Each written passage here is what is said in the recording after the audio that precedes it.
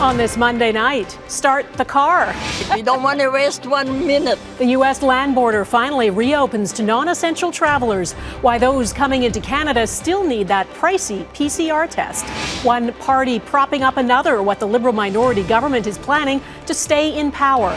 Life-saving signal, the hand gesture one American teenager used to escape her kidnapper, and the Canadian connection. Honoring Indigenous Veterans Day, why they have their own day of remembrance, and the segregated Canadian soldiers who formed a Black Battalion. Young men arrived, they were told, this is not your war, it's a white man's war. They were turned away. The racism they faced and the long overdue apology they're getting. Global National with Donna Friesen. 182 days, yeah, we're really ready. They are on the road again. The U.S. has reopened the land border to fully vaccinated travelers, and the lineup started early, quickly becoming hours long at some border crossings, like this one, the Douglas crossing south of Vancouver this morning. Good evening, and thanks for joining us. It's the first time in 20 months that the border is open to non-essential travelers. Businesses on both sides that have struggled without tourism dollars have been eager for the restrictions to ease. But it's not completely business as usual. Those entering Canada still need a negative PCR test, even if you go to the States on just a day trip. Mike Le Couteur has our top story tonight. The lineup of cars and RVs started early as eager travelers queued up to cross into the United States. After a nearly 2-year wait, 30 minutes at the border felt like nothing. We're just happy to get the other side here. I can see your passenger has her documentation ready. Like, you guys are ready to go. That's right. We don't want to waste 1 minute. That proof of vaccination is needed to get into the U.S. To get back to Canada, travelers need a PCR test. Snowbirds flocking south aren't thinking about tests yet, but it's top of mind for this group of cross-border politicians. We will see significant uptick in economic activity, but we're still doing it with one hand tied behind our back with this redundant, unnecessary testing requirement. A molecular PCR test must be taken within 72 hours of a return to Canada and can cost more than $200, a significant expense for families. Some say those tests have shortcomings, especially for shorter trips. The current system would allow someone to take a PCR test in Canada, cross into Detroit to cheer on the Lions with 65,000 other fans in the stadium, and then return to Canada using the test they took before leaving. Asked about scrapping the PCR test to enter Canada, the public safety minister says the government is relying on the advice of public health officials. Those measures have been very effective at managing the risk of the spread of the virus at the border. Should that advice change, we will accept that advice when it comes. Friday, Canada's top doctor said officials are looking at the PCR test policy. But this epidemiologist believes testing should remain in place, especially since a large segment of our population remains vulnerable. There certainly is the opportunity among millions still of unvaccinated people for significant spread until we get those 5 to 11 children vaccinated. And when there's enough vaccination coverage in Canada, the hope is that PCR test will no longer be necessary when coming into this country. Mike Le Couteur, Global News, Ottawa. The Prime Minister and Liberal MPs are getting back to work ahead of Parliament convening on November 22nd. Justin Trudeau held the first full Liberal caucus meeting since being re-elected in September, and because he's leading a minority government again, he will need to build bridges to other parties. David Akin looks at how that's going and what's shaping up for the next session of Parliament. Gosh, it's good to see you guys. It was the first time in nearly 18 months that these Liberal MPs had met in person. And they returned to learn about a potential Liberal NDP deal to provide some stability to this Parliament. It might involve an NDP promise to prop up the Liberals in exchange for a legislative agenda that includes some NDP priorities. We're committed to make this Parliament work and having constructive conversations, and we're doing that with all parties. The chairperson of the NDP caucus said much the same. We have always said that we will work with all the different parties. We're here to get the job done. Though Jenny Kwan says there is no formal deal. So contrary to the rumor mill that is out there, just to let you know that there are no agreements of any sort. But that did not stop the Conservative leader from taking aim at what he called a radical coalition. Canadians can't afford this coalition. The Liberal NDP coalition would be a disaster for the Canadian economy. But Erin O'Toole was under fire himself after some Conservative MPs voiced concerns about vaccine mandates and even suggested vaccines may not be safe or effective. The Conservatives are actually moving backwards. More and more Conservatives are now stepping up to stand against vaccination, to stand against science. O'Toole conceded such comments were not helpful, but he said he'd deal with those MPs internally. And those conversations, as you know, will be confidential. That's what a team does. Now, the Liberals in the NDP want to make climate change and reconciliation top issues this fall. But all parties agree that the most important thing on the parliamentary docket is doing whatever it takes to deal with the continuing public health threat of COVID-19. Donna? Okay, David Akin in Ottawa, thank you. The number of people seeking to join a class action lawsuit against the military for misconduct is continuing to rise. The deadline to join is weeks away, and what started as a few thousand claimants has ballooned to more than 13,000. Abigail Bimman explains why the number is rising and what happens next. It's very emotional, first of all. Sam Samplonius and the group It's Not Just 700 are helping those who suffered military misconduct navigate the class action claims process, and PTSD can make that more difficult. It causes a lot of anxiety. So for some people, they've been putting it off and putting it off. And now, of course, with the deadline looming as for November 24th, there's a lot of people that are going, well, okay, I guess I don't have any choices. If I'm going to do it, I need to do it. She's not surprised to see a boost in applications ahead of the deadline. The class action opened to claims in May of 2020. By December of that year, there were nearly 3,000. We last checked in July when they spiked to well over 7,000. 4 months later, there are now more than 13,600 claims and counting. There's more than enough time. They should feel really free and welcome to reach out to us so we can help them as best we can. Andrew Astridis is one of a dozen lawyers across the country representing class action members. He wants people to know the process is confidential, independent, and the class action includes a wide range of sexual misconduct and gender discrimination eligible for compensation. There's a presumption that when class members make their claim, that their claims are in good faith and that they're honest. So class members don't need to worry about people questioning them about what happened or doubting what they're putting forward. Even with an increased number of applicants, he says there's no indication there will be an issue running out of money. The settlement stands at $900 million. Global News asked the defense minister whether she's considering raising the cap or extending the deadline. Anita Anand declined to speak on camera. Her office sent a statement saying the settlement was approved by all parties and the Federal Court of Canada. Abigail Bimman, Global News, Ottawa. The UN climate conference is still going on in Glasgow, and this final week is when the details of what countries will actually do get hammered out. Today, former U.S. President Barack Obama said the world has to close the gap between what's necessary for our survival and what's politically possible. Most nations have failed to be as ambitious as they need to be.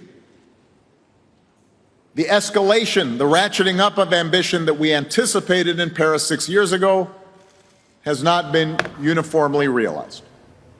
This summit, like the ones before, is being dismissed by some as more talk than action. And there are tensions between poorer countries and wealthier ones. Poorer countries see it as critical that compensation for loss and damage from climate change be part of negotiations this week because richer countries are responsible for the bulk of greenhouse gas emissions. Redmond Shannon reports on the tough negotiations underway. A mostly warm Glasgow welcome for the man who led the free world when the 2015 Paris Agreement was struck. But the cold, hard fact is, we will not have more ambitious climate plans coming out of governments unless governments feel some pressure from voters. Activists, however, skeptical about how the words of Barack Obama stack up against his climate record. I definitely think that President Obama is a disappointment because he lauded himself as the black president who cared about the people of color. But if he did, he wouldn't have failed failed us. That conflict of the rich world versus the poor lies at the heart of the tough negotiations inside the back rooms of COP26 this week. What has been said at the higher levels of commitment by our colleagues in the G20s and the developed countries are far different from what is happening in the negotiations rooms. Developing nations want more money from funds already pledged to help them adapt to climate change, and a new fund to compensate them for loss and damage suffered in weather events, blamed on historical emissions coming mostly from the West. Finally, nailing down the details on carbon trading is also seen as crucial. Good rules governing countries' carbon trading would have a really strong impact on setting good rules for the private sector, and conversely, bad rules could really exacerbate dodgy offsets that don't do anything to actually deal with emissions reductions. No deal would be better than a bad deal, because a bad deal could actually undermine the entire integrity of the Paris Agreement. Ratcheting up emissions targets will also be key. For COP26 to be a success, any final deal will need far more detail than Paris. Getting almost 200 countries to agree on those details will be just as difficult as it sounds. Redmond Shannon, Global News, London. The UN World Food Programme is warning the number of people on the brink of famine has jumped to 45 million in 43 countries. That is a 66% increase over 2019. The organization says COVID-19 plus climate change and conflict are driving up the numbers. In Afghanistan, the food crisis is deepening under the Taliban. Rising fuel costs and soaring food prices are forcing families to make devastating choices. There are reports some are so desperate they're prepared to sell their own children. More than half the people in Afghanistan are likely to be without food this winter unless donors step up. Almost 23 million people are marching towards starvation. 8.7 million are on famine's door. 95% of the people don't have enough food. It's a crisis. It's a catastrophe. The UN says food prices hit a 10-year high this month. The cost of averting famine globally now stands at nearly $9 billion. You don't go to a country to die. Coming up, the lawsuits filed after the tragedy at Astroworld, plus the rare storm that struck Vancouver.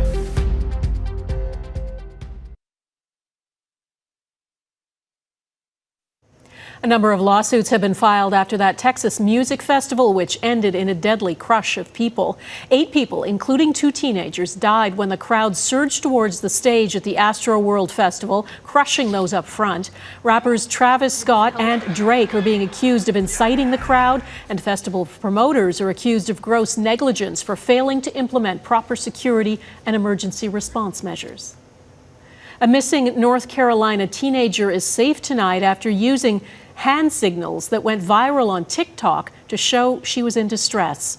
The 16-year-old went missing last Tuesday. Police say she flashed this discreet gesture to passing motorists, trying to signal she needed help. It worked. Police were called and a 61-year-old man was arrested. The signal was created during the pandemic by the Canadian Women's Foundation as a safe way for those at risk to reach out. People were being perhaps trapped with their abusers, and they were also at the same time perhaps using video calls more often. So those two things together seemed like a good moment for us to release a tool that might help some people some of the time. And of course, it's just a simple hand signal that you can make with one hand. It doesn't leave a digital trace. It means, please check in with me safely. I need somebody to reach out. The driver has been charged with unlawful imprisonment and possession of a minor in a sexual matter. Consumers and climate change ahead, how shopping habits impact emissions.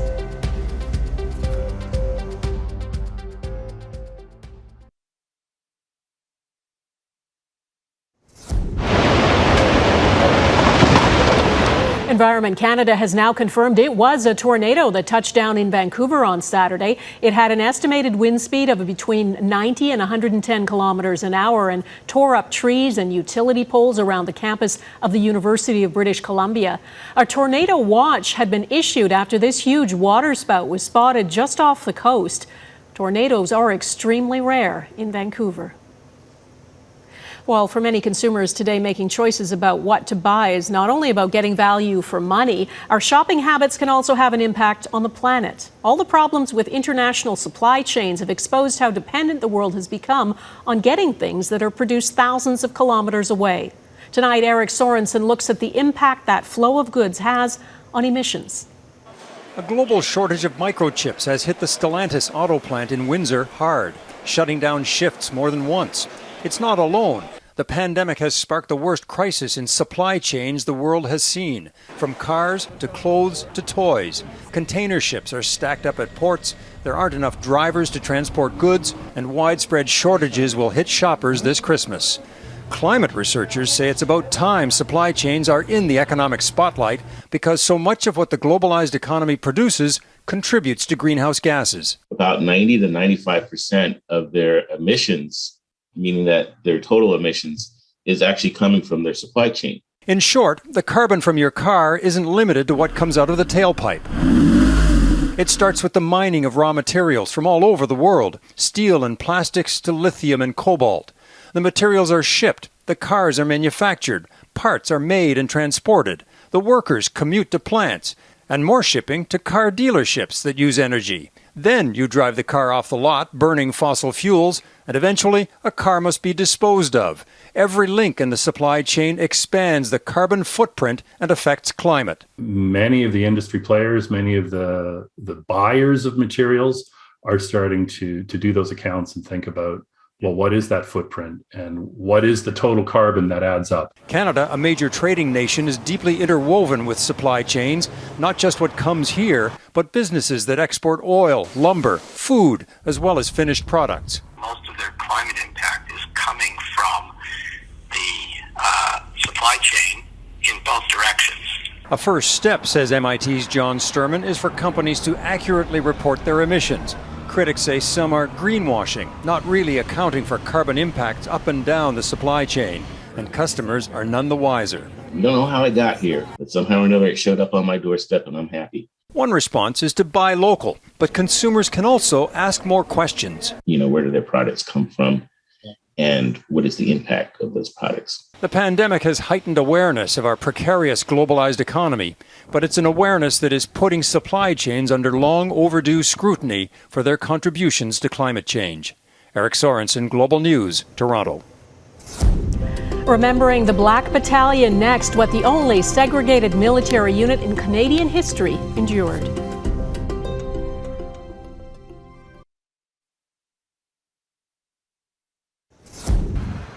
Canadian flags that were raised to full mast at sunset last night were lowered at sunrise today on federal buildings in honor of Indigenous Veterans Day. They'll go up again at sunset and then be lowered to half mast for Remembrance Day on November 11th. This day, November 8th, has been Indigenous Veterans Day since 1994. It's estimated about 12,000 First Nations, Inuit, and Métis people served in the two world wars, and at least 500 lost their lives. Yet most of them were not considered Canadian citizens until after the Second World War, and Indigenous people did not get the right to vote until 1960.